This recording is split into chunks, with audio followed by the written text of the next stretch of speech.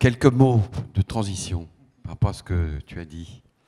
Je rappellerai que l'évolution des cours des banques européennes depuis le 1er janvier 2007 est une baisse de 80%. 80%. L'explication elle est claire. Exigence du double de fonds propres par rapport à un même montant d'activité et souvent dans le cadre d'activités où les marges baissent. Donc on est dans une situation où l'ensemble des banques sont une capitalisation boursière inférieure à leur actif net. Donc elles sont dans des situations où mécaniquement leur activité détruit de la valeur.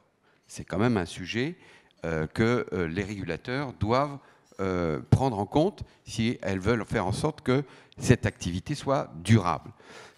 Deuxième petit clin d'œil quand même, je réfléchissais à peu près au nombre de personnes qui sont allouées à l'activité reporting, régulation chez nous.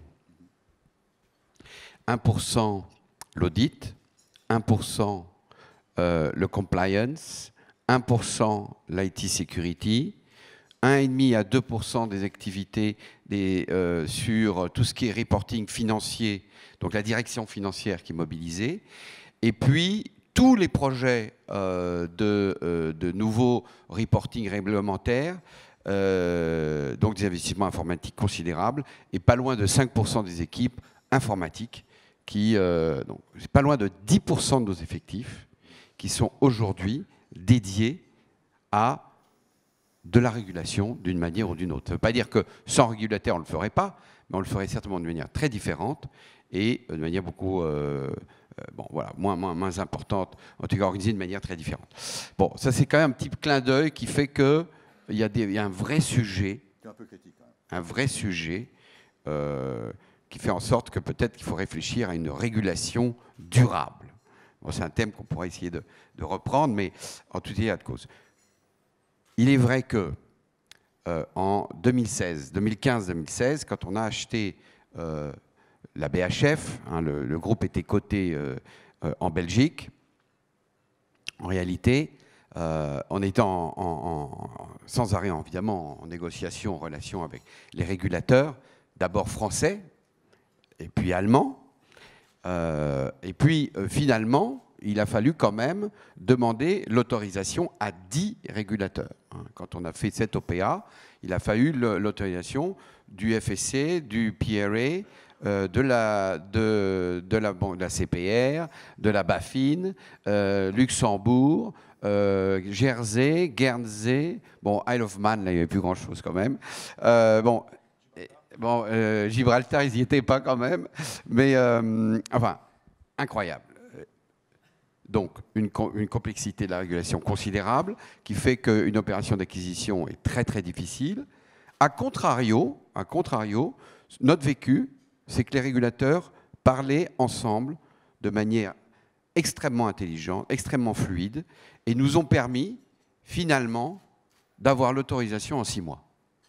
Et c'est vraiment, on s'est mis sérieusement sur le sujet en juillet, et on a eu l'autorisation, exactement au même moment, comme par hasard, même minute que notre concurrent chinois, pour l'autorisation d'aller plus loin et de faire l'OPA. Donc un vécu aussi extrêmement constructif avec le régulateur français, qui nous connaissait particulièrement bien, et qui nous a ouvert les portes sur le régulateur allemand, et avec des interlocuteurs qui cherchaient à nous comprendre, et qui étaient tous positifs sur cette opération de fusion.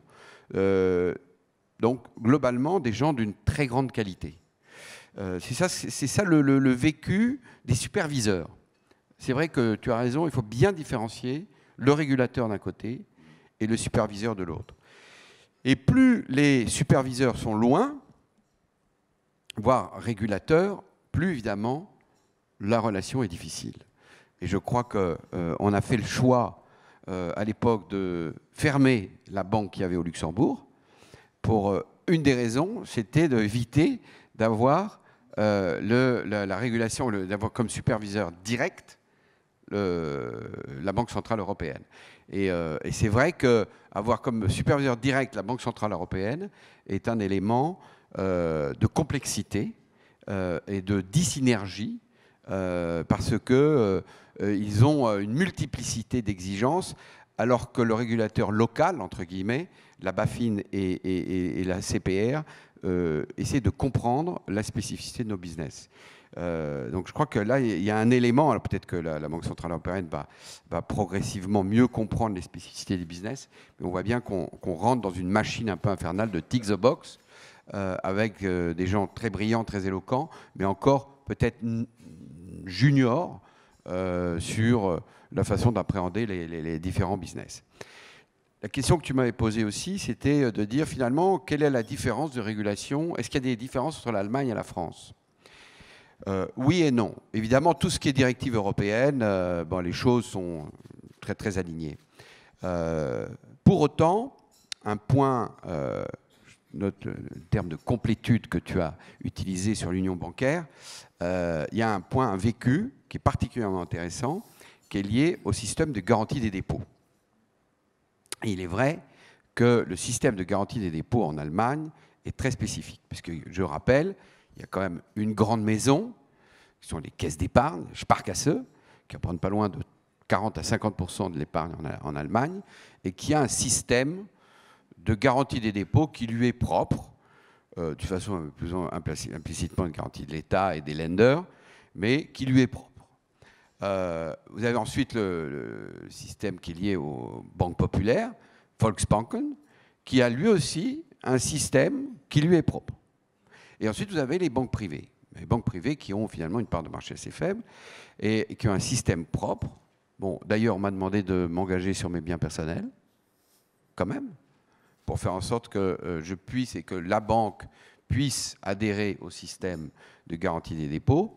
Je ne pense pas qu'on le demande au patron de la Deutsche Bank, mais bon, nous, on nous l'a demandé. Et chaque client de la BHF, de Odo BHF Bank AG, est garanti à hauteur de 20% des fonds propres de la banque. Donc il y a à peu près 500 millions de fonds propres. Chaque client est garanti à hauteur de 100 millions d'euros. Pas mal. On a des beaux clients, donc on est très content. Mais on voit bien qu'on a un écart de système de garantie des dépôts qui est considérable avec les banques françaises et les banques du reste de l'Europe. Et c'est ce qui fait qu'à mon avis, il y a un sujet de complétude, puisque le système de garantie des dépôts allemand interdit et nous suit de très très près sur le montant de capitaux qu'on déplace éventuellement de notre plateforme allemande vers la plateforme française ou ailleurs. Donc là, il y a un sujet, un vrai écart de régulation en Allemagne entre la France et l'Allemagne sur la garantie des dépôts. C'est un point qui paraît, à mon avis, essentiel sur la complétude, comme tu le dis, de l'union bancaire. Voilà un peu les éléments que je voulais partager avec vous ce matin.